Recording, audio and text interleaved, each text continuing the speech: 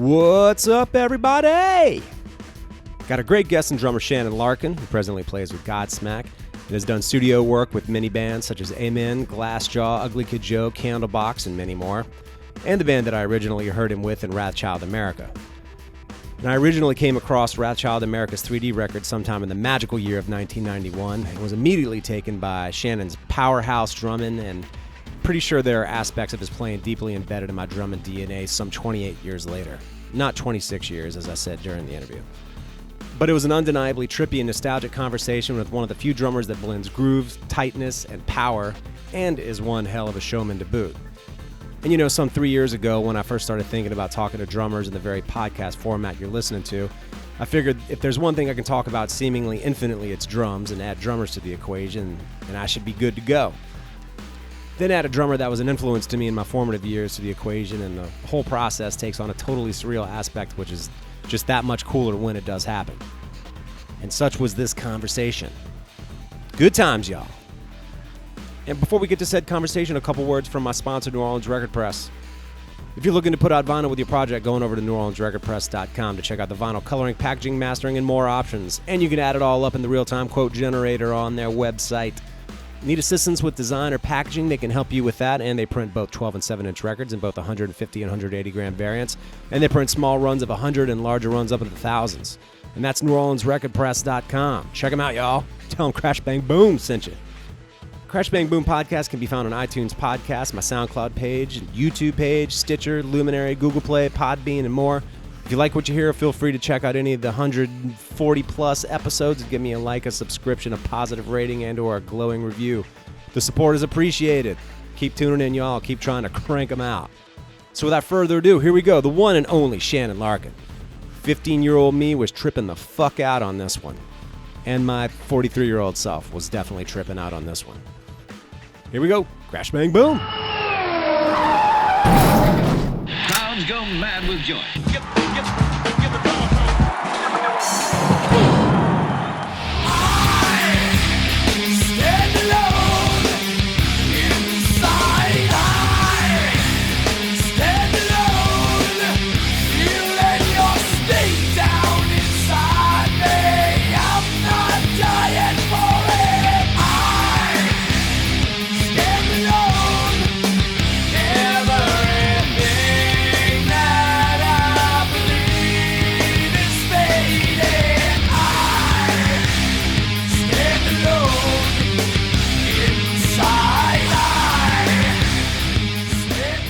All right, Shannon Larkin, how you doing, man? How's it going?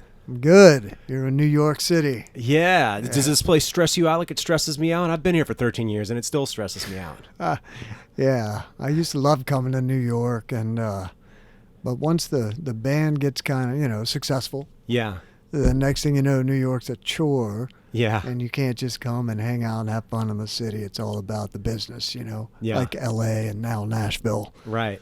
Which, speaking of Nashville, we moved our studio there. We had a studio outside of Boston for a long time. Yeah, I've always kind of thought it was a Boston band, Godsmack, that is. But 3 out of 4 of us, Tony, Robbie, and myself, have moved to Florida now. Okay. And Sully's the last guy standing up here, so we needed a closer place.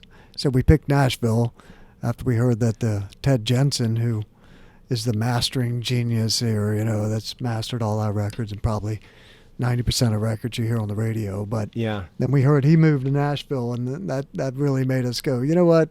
Everyone's going. Let's do this, Yeah.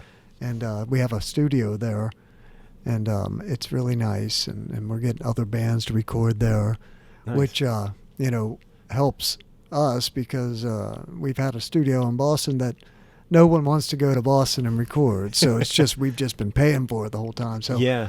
trying to get some other people in there to help us with the overhead on this, man. Right on.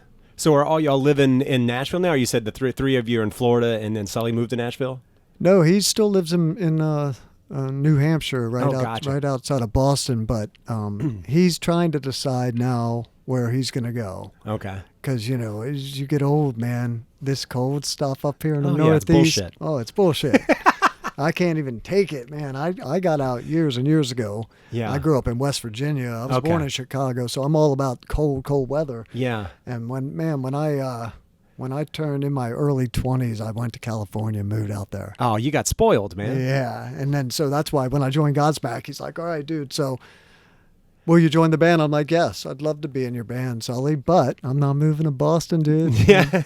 And he had bought a home, incidentally, in Cape Coral, Florida, which is on the southwest coast, and it was a beautiful house. And he bought it as like an investment and flipped it. Mm-hmm. Furthermore, he had scoped out that area, and he's like, dude, you want to move to the East Coast and stay warm, come here. And so now I live in North Fort Myers and by Cape Coral, and it's a 3-hour flight to Boston. So like, wow, I can just fly there for meetings and or even better yet, now that the other two guys have moved to Florida, Sully flies down and we just all practice at my house now. It's nice. cool. Yeah. Well, shit, Perfect. that worked out. And I got my dream place, man, where I could put all my drums and all my stuff finally, after damn. my whole life of having to have a storage place. Exactly. And then I finally, got a house that I could build a garage out back and make like a little studio. And I'm a deaf drummer, so it's not a recording studio. It's a pure rehearsal studio, man. Yeah. Great place to do acid and play drums. Yeah. When you say deaf, you don't mean like obviously fully deaf, but No, you just but have some hearing loss. Over 60% in my left ear, my monitor ear, and over 50% in my right ear. Holy shit, man. Yeah, man. That's why I tell kids I'm 52 and I've worn hearing aids since I was 32. Wow, And dude. they're not cheap. Each one's almost $5,000. So, right. Just wear earplugs. I know it sucks and I sound like an old fart, but because when you're a kid too and you're playing drums, the last thing you want it louder. Everything you want louder, Yeah. right? You don't want to end up like me, Yeah.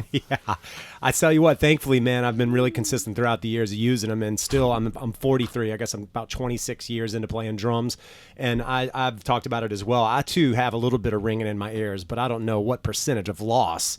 But even in being good with it, I still have some. It's the nature of even having earplugs and just being around loud music for over a quarter century. Yeah, well, my hearing doctor told me, and probably why you've got it too a little, is the damaging part of loud noise is basically how far away you're from it. Mm-hmm. And so us drummers, my guitar players aren't deaf that I've played with for 30 years or whatever, and they have their amps are so loud, but they stand a good 4 or 5 feet away from their amp. And we're on top our drums. We're on top. We can't move back. You're a foot and a half away from that snare drum that's every bit as loud as a Marshall on 10.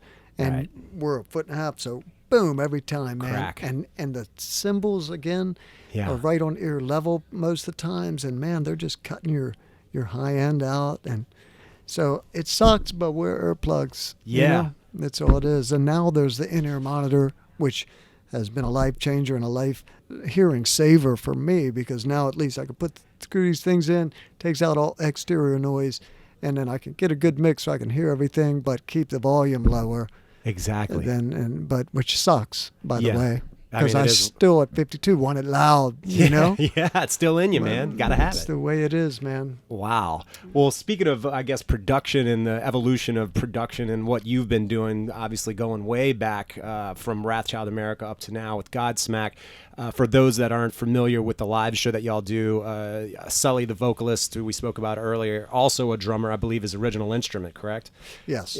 So you joined a band, and then you got 2 drummers, including yourself, and then at some point y'all start doing the drum off, so to speak. But you got 2 rotating risers that come out on the stage and face each other, and the whole thing. So it's a fucking production, man. It is. It is. And we finally we got another set. They're called mobilators, our drum risers, and we had another set built. They're about $20,000 each. Whoa. And we had 2 more built and sent to Europe so that they live there now. Wow. Because every time we've done Europe in the last 20 years, it's just we've never had any production, and we're not big over there like here. Right. And so Europe has missed that, what we feel is something that gives us an identity, having 2 drummers in the band. Yeah, for sure. And, and it's something that I haven't really seen anyone really present live, except for maybe Chester Thompson and Phil Collins were doing it. Right, back in the day, yeah. But again, that Genesis. was more of a drum solo where we treat it as a song, a band piece, where Tony Robbie are on the stage with us. It's not just a drum solo. Right. We get to just have moments each night, which is another cool thing because we're in a machine, and once we get a set list, certain songs change, but we still don't have much freedom to, go off the script, if you will, and improvise at all as musicians, which is why I play the blues in another project. But anyway, the drum solo allows us at least little 4-bar breaks to do different stuff every night and kind of play off the top of the head. Yeah. But it's probably the highlight of the set, for us, and then it's drums, man. Absolutely. So it's cool. Absolutely, man. You've been doing this for a minute. I bet you do enjoy it. What medley of songs are y'all doing inside of the drum breaks? I know I've heard y'all do varying songs. Yeah, we do. This year we're sticking with the. I've seen y'all do Walk This Way. Used to be, we still do Walk This Way. Do y'all do Back in Black? Back in Black. We do the Rush break. Okay, cool. From Tom Sawyer. Yep. And then we do a little bit of Led Zeppelin. From Moby Dick. Right, a little Moby Dick, yep. And then we've thrown in, we used to do some Beastie Boys we put in there just for the groove. Nice. And because Mixmaster Mike, by the way, of the Beastie Boys. He's awesome. He did our intro tape for us. Cool. That you'll hear tonight. Nice. And he mashed in like the Queen We Will Rock You drum thing, but put So What You Want by B-Boys on top of it and some Beatles. And he's amazing. So... we had to quit doing in the breakdown some of the stuff we were doing because he put that in the intro. So. Yeah. But it's really fun, man. And we changed that thing. When I first joined the band, I was told I had the gig, and it wasn't an audition thing. I'd known Sully Bear, close to 15 years before I joined in 02. Whoa, really? So Jesus. We've known each other since 85, 86 is when we first met. His band, Lex Luthor, that he was the drummer for, opened up for my band, Wrathchild. That's crazy. And we just hit it off that night, exchanged numbers, been friends ever since. In fact, I got the first call from him when, he's like, dude, Godsmack, my band, I'm not drumming, I'm singing. I'm like, what? I didn't even know. Right. He's like, yeah, and we're selling out every club, in our area, and then we have all the major labels. We want you to come and join us. Yeah. And I just signed a record deal with Ross Robinson and with Amen, my band Amen, out in California. And I'm loyal as a dog when I'm in a band. I don't care what genre or how, because he was saying to every major label, it's going to be huge. And right. I was in a punk band, Amen. But so I had to turn it down. They got Tommy Stewart, made those first 2 records. Right. And then for whatever reason, he didn't work out. I got the call, which was another magical timing thing. I quit Amen 2 weeks before they fired Tommy and called me. Whoa. Yeah, it was just like meant to be. And I was not only quitting Amen, but, by that point, I'd already played with, I'd made 25 records. I played with Black Sabbath and Candlebox, all these bands. And I was, I felt like besides fame and fortune, I'd done everything that I wanted to do in the business. And of course I loved drums and drumming so much that I wasn't going to quit playing the drums. And I'd already kind of set myself up in LA as far as had done some session work and made some records, Glassjaw, and all these killer records that I made. So I'm like, I could do session work, but I need to do something for money. And one of the reasons I quit the punk band Amen was because my wife had gotten pregnant and we were going to have our first kid. And I'm like, I can't be a bloody punk. Yeah. So long story short, I enrolled in this hairdresser school, and because my mom was a hairdresser, and it was kind of like, I would watch her. My dad had made a shop in our basement for my mother, and when I was growing up, her shop was in the house, and I'd see her get paid to make people happy. They would always get done the haircut and they'd hug her, oh, thank you so much, and pay her and leave. And it made her feel good. So I'm like, it's kind of what we do as musicians. People pay for the ticket, they come, we make them happy, and they thank us and leave, right? Yeah. So, but again, then the phone rang and it was Sully, and I was like, I guess, it's in my cards and I can go and finally be successful in the other way, which, in this business is necessary. Right, and even harder in modern times, so that the fact that you got in the door when you did, and I mean, my God, think about the difference of just accommodations from this bus that we're on right now, talking to being what you were doing with Wrathchild and prior to that and everything, it's like, this must feel like you're in a whole different world. Yeah, well, Wrathchild was on Atlantic, so we got buses. At least we got buses, and that was the beginning for me, really, of entering the machine that we call the music business, that, is less than 1% of us guys are lucky enough to be successful in. It's as hard as any other business, though. If you want to be an entertainer or a sports star, or whatever it is, man, it's a lot of work. People think it's this free ride. It ain't. Absolutely. But Sully was my big break, man. And it just goes to show you, be nice to the people on the way up, because you never know who you're going to meet on the way down. Ain't that the truth? And when I was ready to just call it all quits, the dream of like being successful and making it in this business, then all of a sudden this dude that I met 20 years before that, had the power to grant me my wish, man. He was like my Sinbad or something.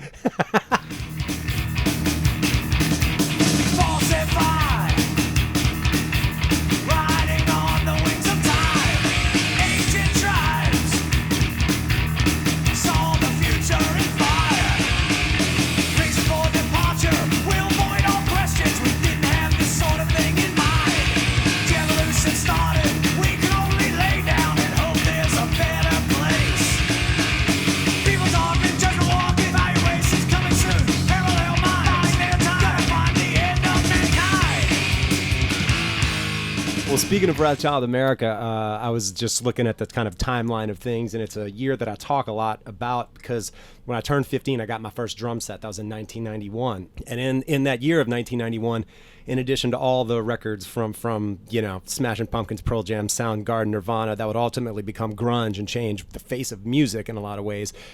So also there was an amazing birth of really like kind of diverse early years of hip hop. There was really cool outlier bands like Fishbone, Primus, Mr. Bungle, Red Hot Chili Peppers put out Blood Sugar Sex Magic that year.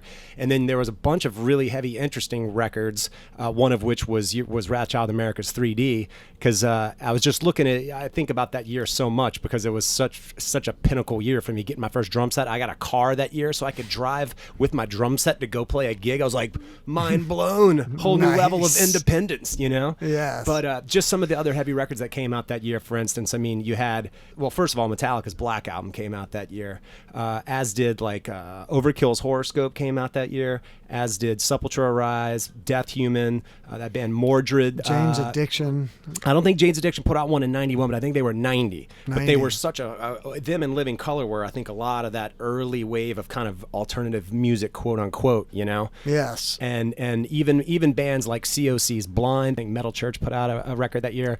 So there's all these really interesting things happening and kind of really kind of diverse within an album of heavy music, and I think 3D was one of those records. So when I heard that, I was blown away by it. I loved your drumming, and then I have a drum set, and I'm trying to figure out what you're playing as I'm stumbling on this new instrument that I just picked up. That's so cool to me, I gotta say, as a drummer, because as being a drummer, like my story is probably the same as yours, but 10, 15 years earlier. So yeah, and so when Tony and I, my guitarist, were just talking about it the other day, because it's so trippy to think about how we would sit in our rooms and learn songs from all of our bands that we loved. And how different the process was then as well from now, with the internet being a complete game changer. But plus, just the fact of thinking of humans, kids, learning my stuff, it's so trippy, and I'm like, oh my God,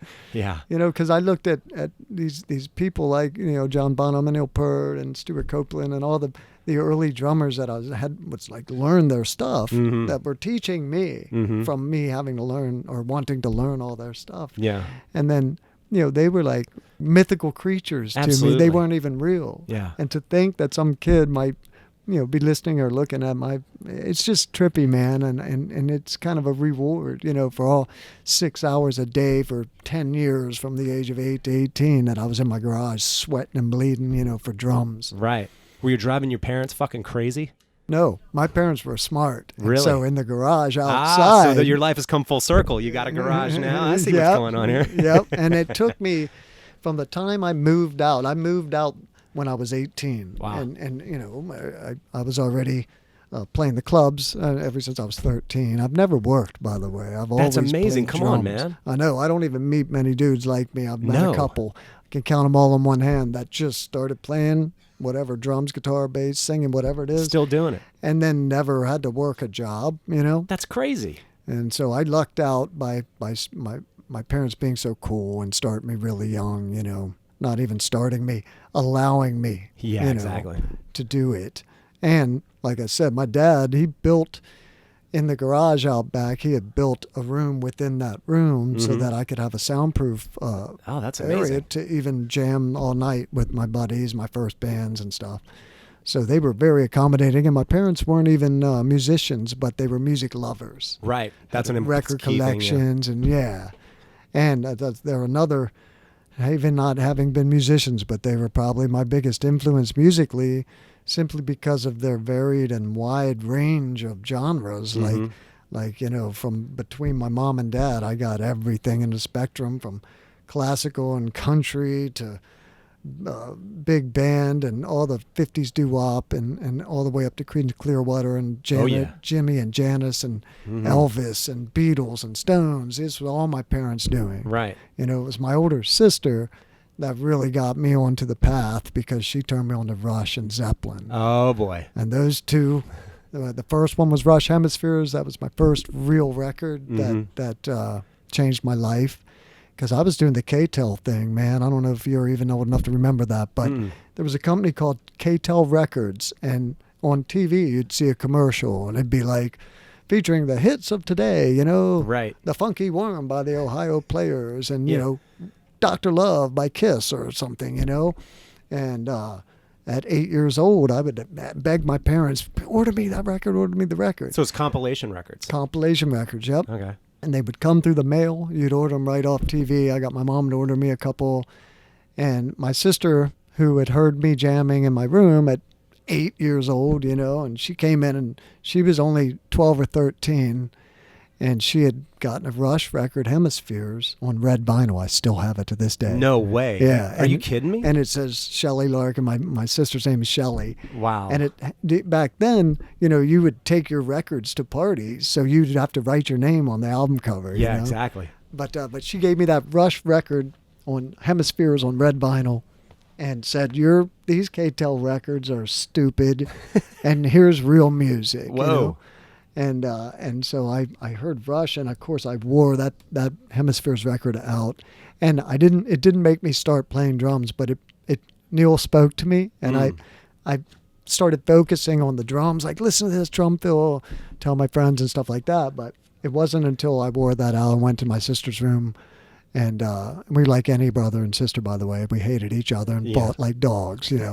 But I went in and said, all right, you were right. You know, what do you got next for me? And she gave me Zeppelin, too. Oh, my God. When I played that record, and then the drums didn't just, like, stand out to me. They called to me, and I was like, I'm going to play these things, and I'm going to be like this dude, John Bonham, you know. Really? Wow. Then it became a mixture of Bonham and Purdon, which really taught me how to play drums, along with Ringo Starr, you know. Right. But Ringo was everyone at a certain age was everyone's key in to be wanting to be a drummer. It seems they saw him, and I think he made it accessible, and it looked like he was having fun. Yes. And I think that spoke to so many people that the amount of drummers that we have today, whether they're descendants from parents who are musicians or what, it really altered a lot. It spoke to so many people and created so many people that wanted to become drummers just from seeing him. Yeah, and being a star as big as the singer, Right, or the guitar player, right, because they were a unit. They were the boy band. Yeah, and so with me, people comment on my style of playing more than my actual playing, because I have a very showy style. Sure.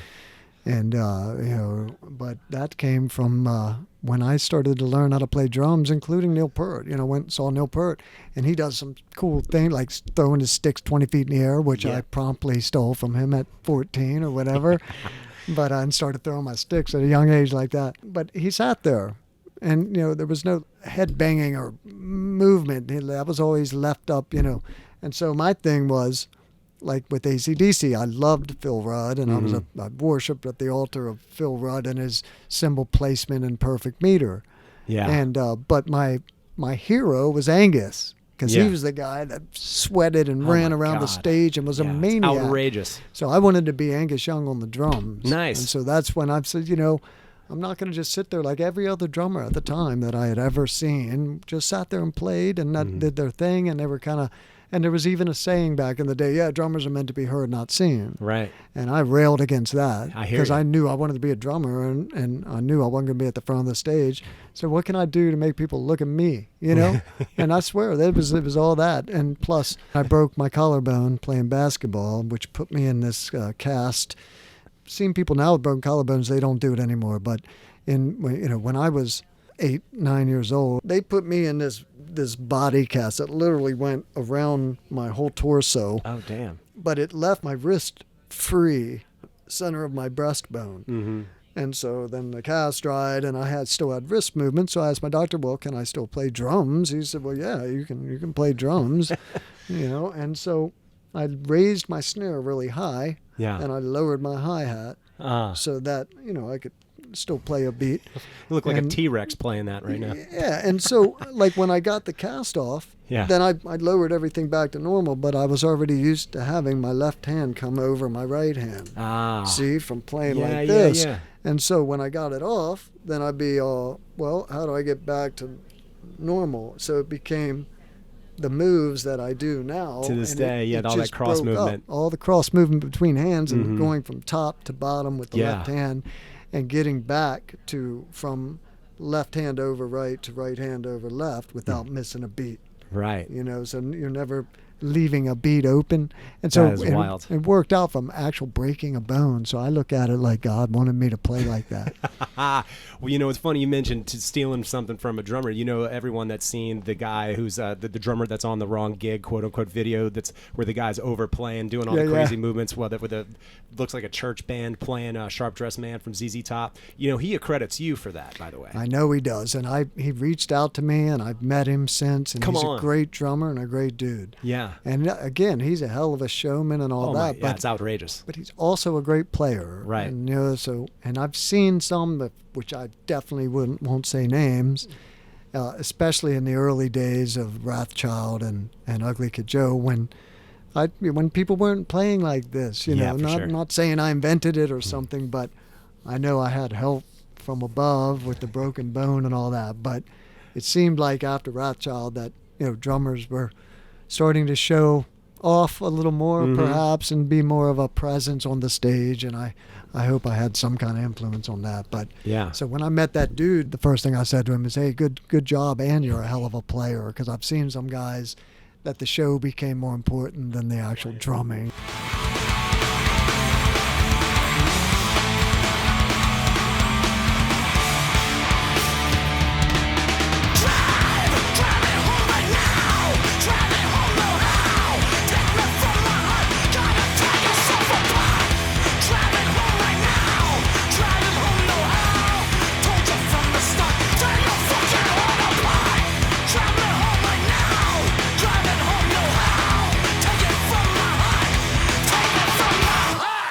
Going back a little bit, I guess it sounds like you started gigging super early. You found those records in your formative years. It was just really at the genesis of you even pursuing the instrument. And then at some point, I guess around high school, you meet the guys from Wrathchild America, and that band forms or of some version of that band started late 70s, early 80s, I guess. Well, what happened was, it was even way before that. What happened was Terry Carter, the guitar player of Wrathchild, he got a guitar on the same Christmas that I got my drum set. Oh, nice. And so we kind of learned together. And again, my sister and his older brother, Kevin, and then we met a guy that had a Les Paul, so we let him come start jamming There with you us. go. His name was Kevin. He ended up becoming the bass player of Wrathchild. Well, his older brother, Dennis. So my sister gave us Rush and Zeppelin, and Terry Carter's big brother gave us AC/DC and God Sabbath and Priest and all these bands that changed their life. Oh, yeah. And then Kevin Keller, he had a unique older brother, Dennis, that was a kind of strange dude, man.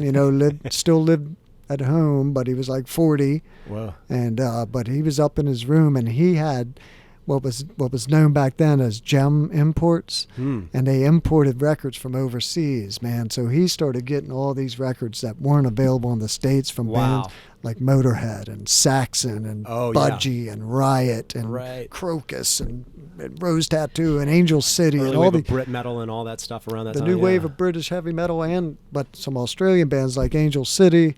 Well, they're known as the Angels Down Under, but they were like our AC/DC. Right. You know, at the time they were just so popular in our little circle, but only because of Dennis Keller.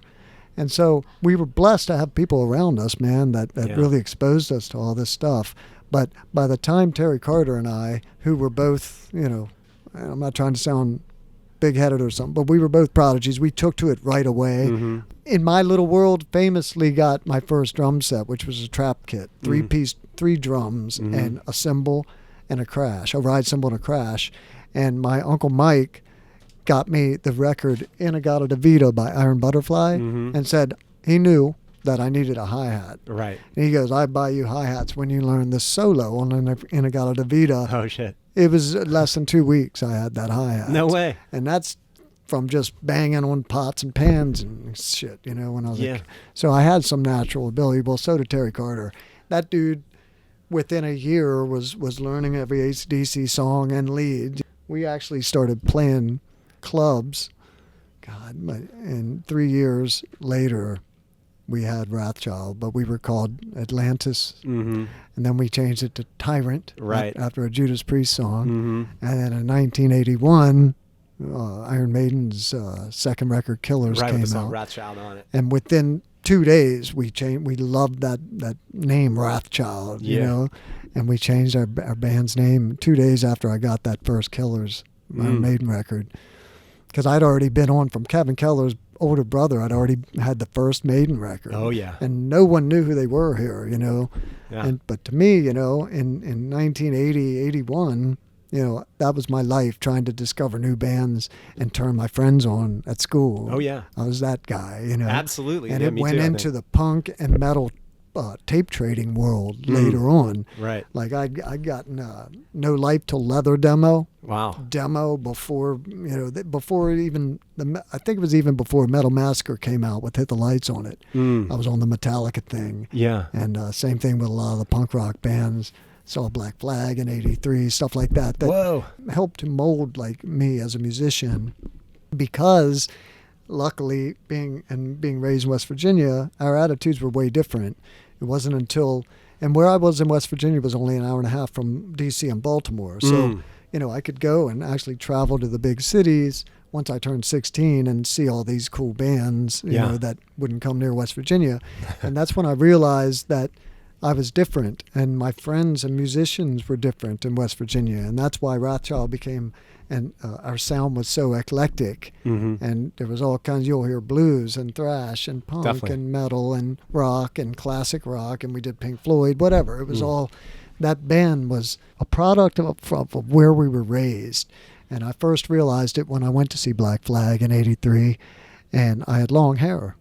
And us West Virginia punks, we didn't know that punks hated long hairs. And so when I got to Black Flag, I came out of the first song pit with a bloody nose, and everybody seemed like they were trying to beat me up. And I was like, what the fuck? Yeah. And my singer Brad at the time was like, yeah, they all attacked you when you went in. Oh, and shit. you're the only guy with long hair in that pit. Right. And so I realized then, and then of course, my punk band I had back then, I've always had some side projects because I'm never satisfied, but my punk band opened up for a band called Cro-Mags out of DC, out of New York, and at the time they were all 5 skinheads, and I made Cro-Mag skinhead. It was a skinhead thing. Of course. And of course I had long hair, and we went on stage in DC in front of 500 skinheads, and I was singing at the time. I was fronting the band. Wow. Had a drummer.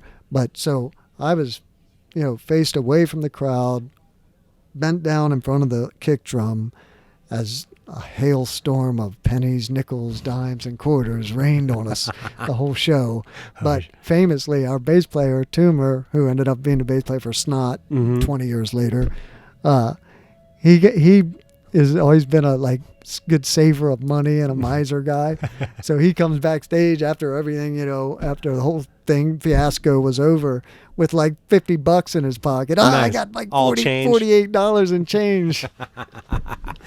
That's But ridiculous. but you know, so we were lucky in West Virginia where we had no like boundaries. Like you could listen to Willie Nelson and then turn around and go, "Hey, check this band out, Dead Kennedys." Whoa, you know what I mean? And it was just a cool way to grow up. And I always thought, wow, man, that helped us in so many ways. Even though Wrathchild wasn't successful, we made original music that I'm proud of to this day. You know? Absolutely.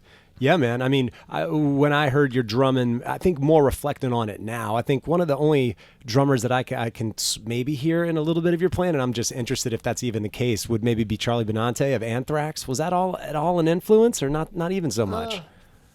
Well, yeah, Charlie influenced me. I mean, the man invented the blast beat. Yeah. But I would say his influence came more from SOD to me. Oh, dude, yeah, it's because such incredible drumming on that. With Anthrax, you know, we met those guys early on. They had seen Wrathchild, and we met Scotty Ian and Charlie Benante, and Milano was actually with them, even though they were in town doing an Anthrax show. But they had come to a nightclub called Swizzles in York, Pennsylvania.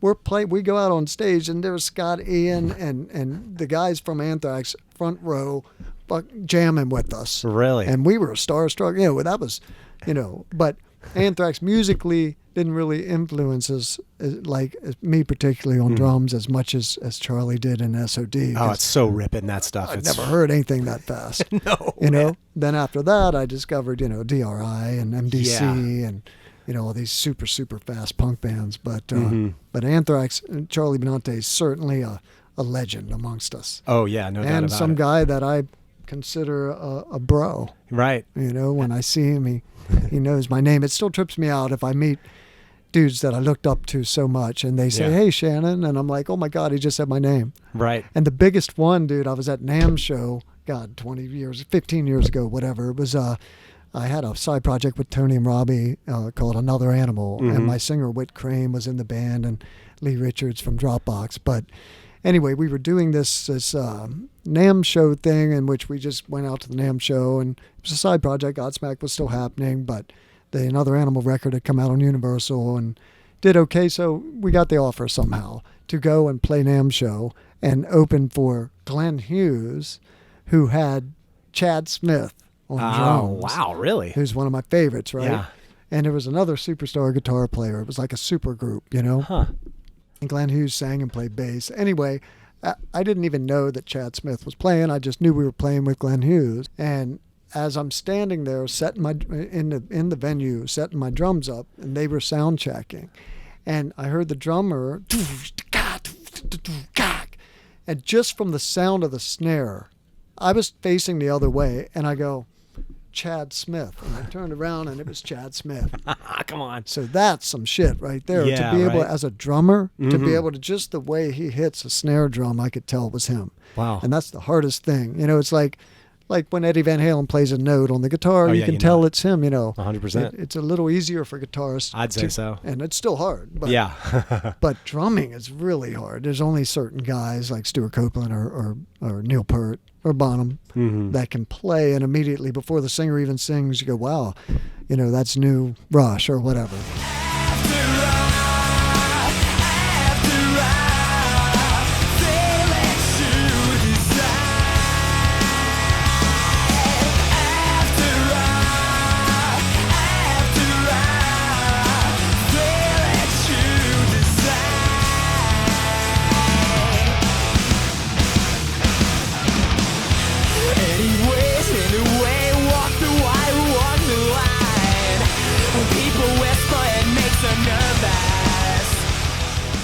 Back in the, I guess when Wrathchild was doing its run, are there any particular strange shows that you recall playing, be it equipment meltdowns or just crowds or being on a bill with a different band? I know one of my buddies saw y'all in New Orleans when y'all came through. I'm originally from Louisiana, and Exhorder opened for y'all. And I think he said it was at the State Palace, and Exhorder had a really crazy crowd that would follow them everywhere, and it sounded like they came and kind of just beat the shit out of each other and then rolled. And my buddy said it was like him and like 25 of his buddies, and he said he sat on the stage and he got one of your drumsticks that night. I actually remember that show. Yeah. Just because I was a big fan of Exhorder, and Chris Nail had some shredding drumming on those first couple of records. Holy moly! And I Hate God, I loved. Yeah. You know, and Crowbar. Right. And you know, I've been friends with Philip from from Pantera for a long time. Yeah. He turned me on to Exhorter and all those bands down there.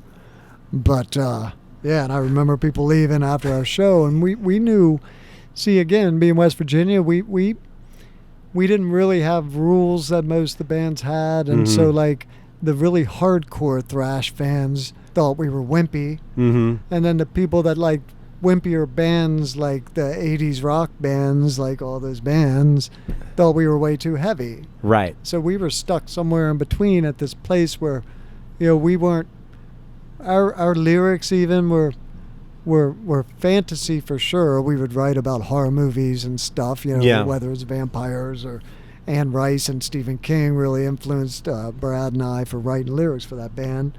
But it wasn't in Dungeons and Dragons, and it certainly wasn't not much about the devil, Yeah. But Hell's Gates, we had some songs that were satanic in their way. Yeah. But anyway, we were right on this line, and we were happy guys, and we didn't have the anger that a lot of these hardcore thrash and punk bands had. And so I think, we were like, remember that band Scatterbrain from New York? Absolutely. Yeah. So y'all all, I think there's kindred spirits there. Yeah, and they had fun. Like, they were all into fun. They were also pretty eclectic to support what you're saying, and like within a song, they would be willing to go to different places, musically, which I think y'all embraced as well. And I look at it too, like even in the situation I'm in now, and I understand, and it is a business, but back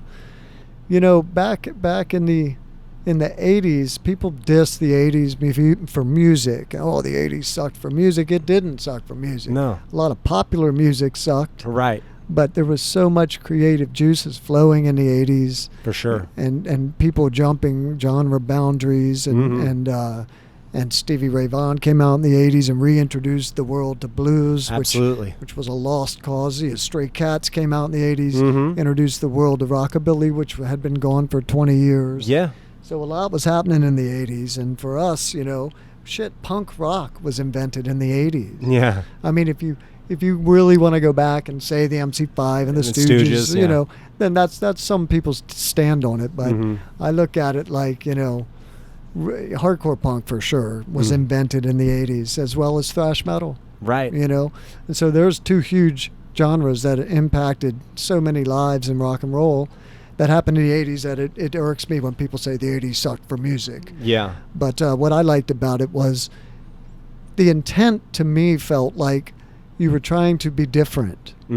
Where now it seems like the intent is to try and be like what's on the radio and sound just like it, so that you'll be successful and sell records like those bands. Yeah. Well, I think when the industry kind of evaporated, the money that record companies were willing to throw even lessened. So then you had to go with an even more formulaic sound to try to ensure that maybe that would hit. They were just less willing to take chances. The bands were less willing to take chances.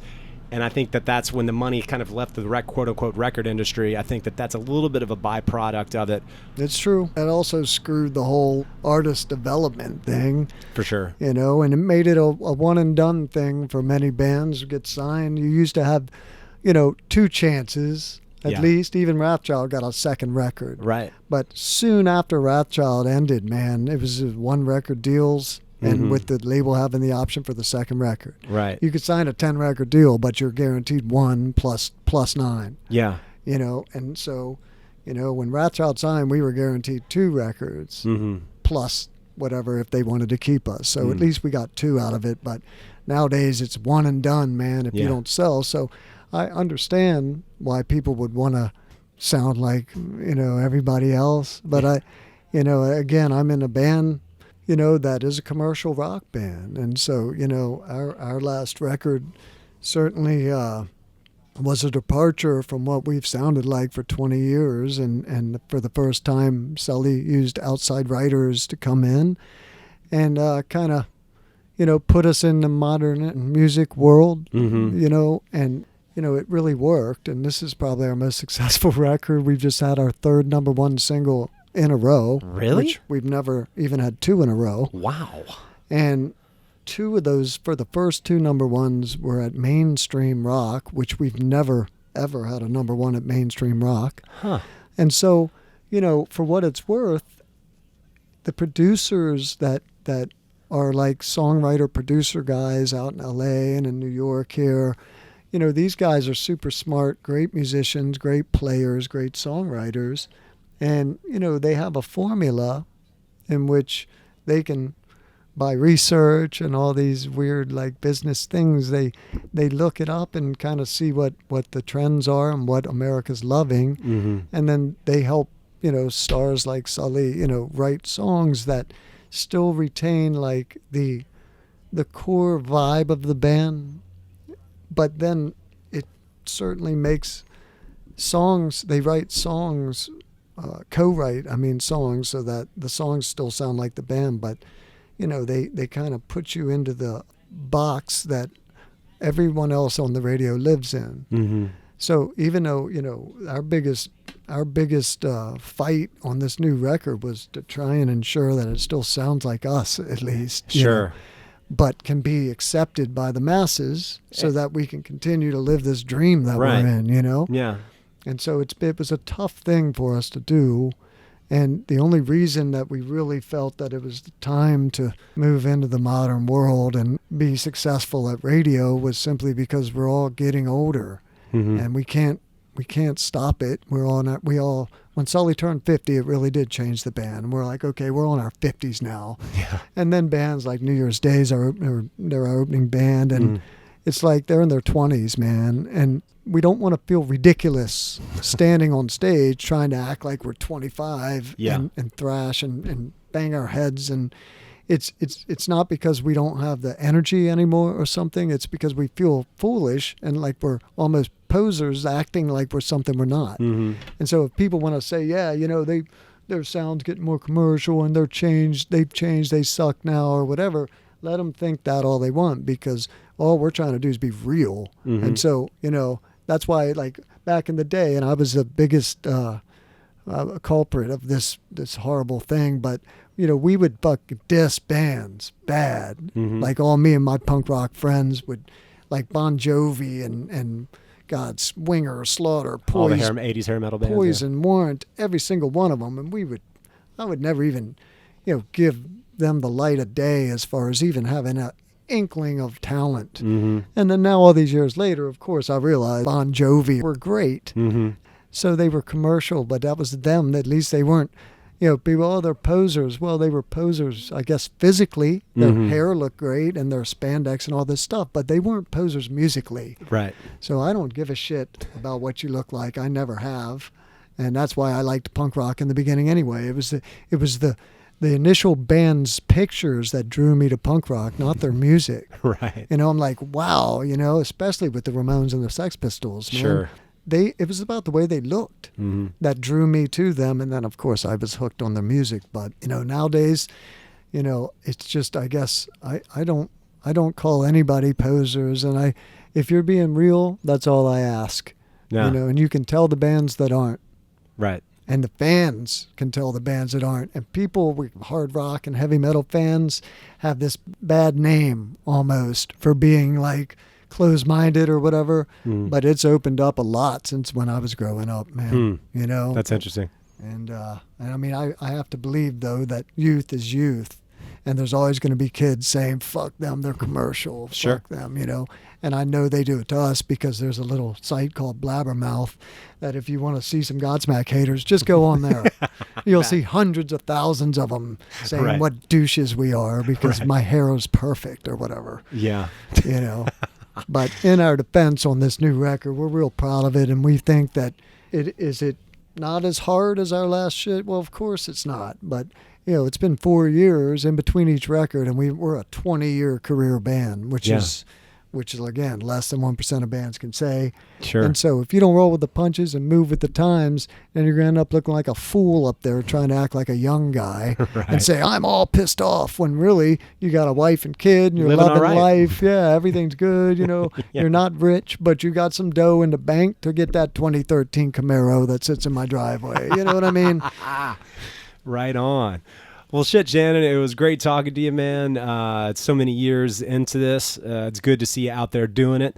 maybe a little hearing loss, 3 years sober, Yeah. trying to get off the cigarettes. Yeah. Things are changing, my man. I'm a mess. That's all right, buddy. And once again, thanks for being an influence to me. It was really such an amazing turn of events and stars align. And that, like I said, I get my drum set. I'm listening to your record. I'm riding around. I can still see my cassette box that I had with all my cassette tapes that I would roll through, and while driving, put a cassette tape in my teeth like an asshole, and then plug it in, and then be rewinding and forwarding, and not really paying attention to my driving.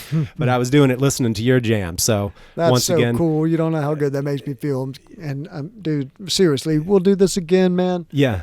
And anytime you want to come out and interview me, and next time we'll just talk about drums. All right. We didn't get much drum talk in, but all this stuff is drum talk anyway. Absolutely. And it was a great interview, and I appreciate it, man. Absolutely, Shannon. All right, everybody, thanks for tuning in, and thanks to Shannon for catching up. It was too cool to catch up with somebody that was such a big influence on me and whose band I really loved. And it was just, as I had mentioned previously, such a nostalgic trip, and just great talking to somebody who's a lifer and has just committed himself to doing this at all costs. And just an absolute inspiration, and what a great player, what an awesome dude. I wish him the best going forward, as always. Keep looking out for more episodes coming out every Monday. Keep tuning in. I appreciate it. We'll catch you on the next one. Crash, bang, boom.